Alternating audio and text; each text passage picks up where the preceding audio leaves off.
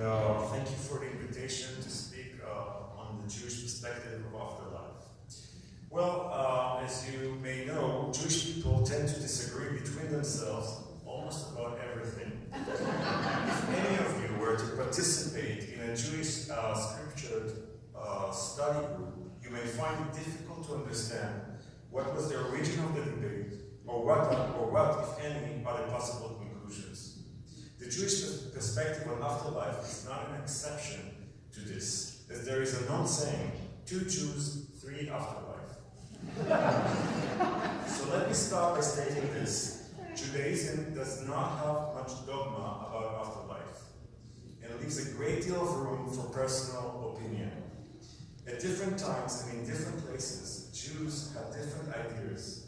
These varying thoughts were never reconciled. It is possible for an Orthodox Jew to believe that the souls of the righteous dead go to a place similar to the Christian heaven, or that they are reincarnated through many lifetimes, or that they simply wait until the coming of the Messiah when they will be resurrected.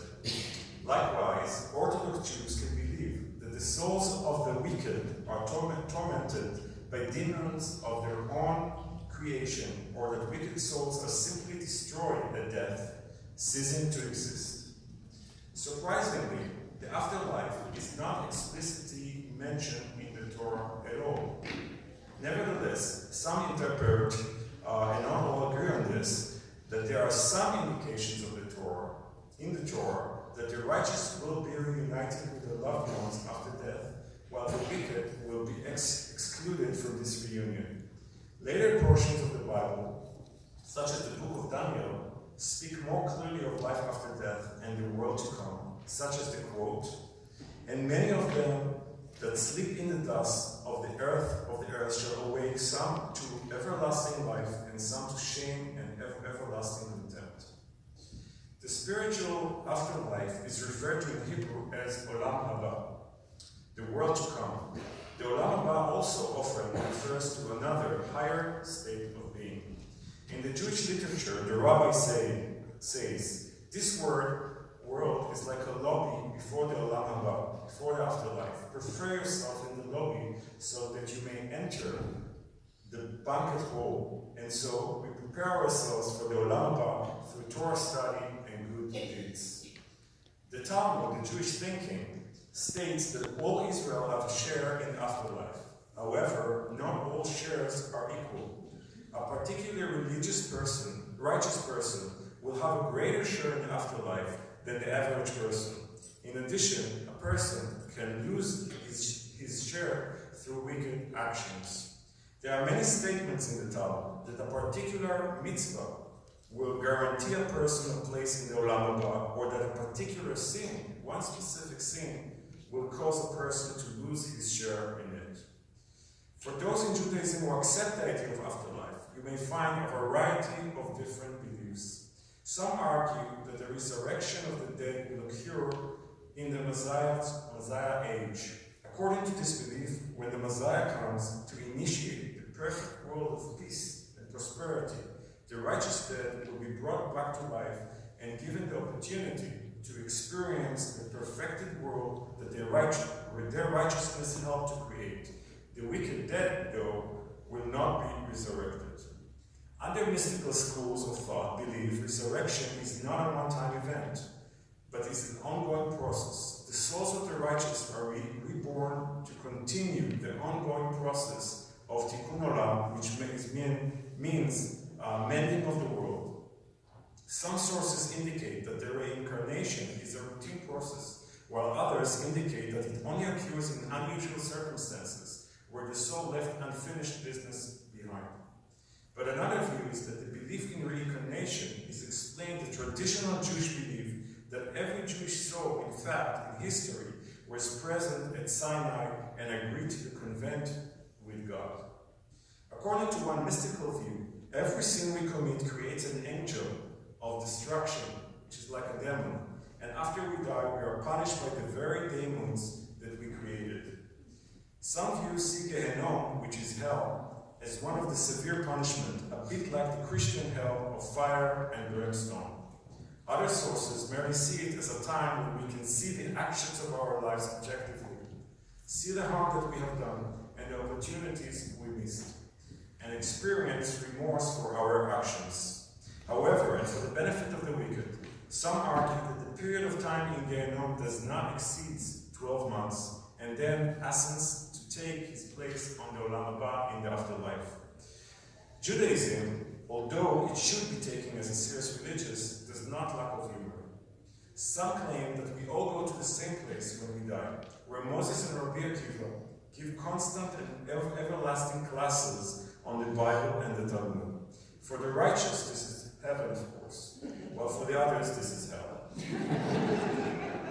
A more structured belief in afterlife may also be found in the belief that upon death, a man's soul is released from the body and is stored along with all other souls.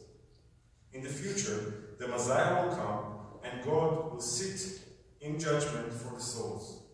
The virtuous will be reunited with their bodies and live eternal lives in the world to come. The wicked will be sent to Sheol, which is a version of hell. A mystical stream of Judaism took shape in the Middle Ages known as the Kabbalah, which argues that a person has three parts of his essence. The nefesh, which is the spirit, which lingers around the body of the deceased for a number of days before reincarnating into another body. The second is the ruach, which after death is consigned to torment in 7-tier Gehenom, but only at first. Unless the ruach is terribly weak, it will slowly ascend up the levels until it is ready to be escorted by Adam to the lower level of the Garden of Eden. That is a temporary place of joy from which the ruach continues to the higher Garden of Eden. The third part of the essence is the neshama, the soul, which is part of the divine in every person, and as such is completely good. Upon death, it immediately goes to the higher Garden of Eden to unite with God.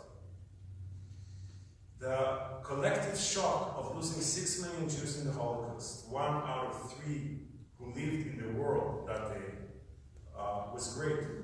The Jewish people had to deal with the devastation and the trauma. For many, the Holocaust served as a turning point in their beliefs in God and in life after death as a consequence. Many became secular, while some became even more devoted to God. Nowadays, there isn't much agreement regarding the afterlife. There are different theories regarding just how many tiers heaven and hell have, who goes to hell and for how long, how reincarnation fits in, and so on.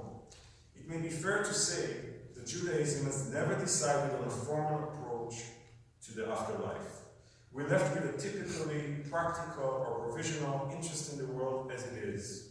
In this regard, Judaism is not focused on the question of how to get into heaven, but rather on life and how to live it.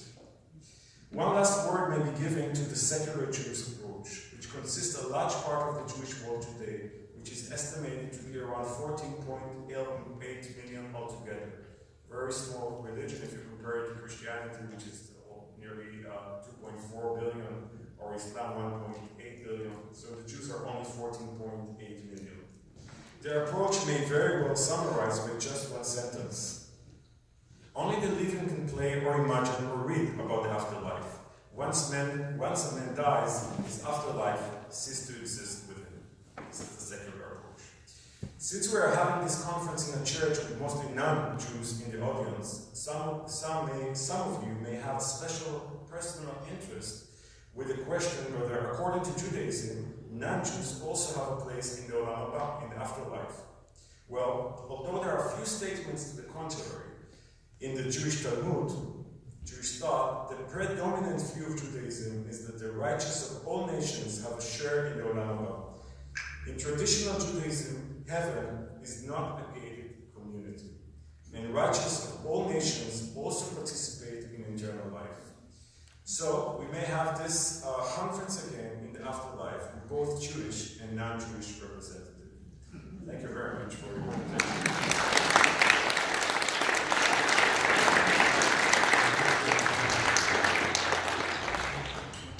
There are probably many questions of Dothan, and those can be answered at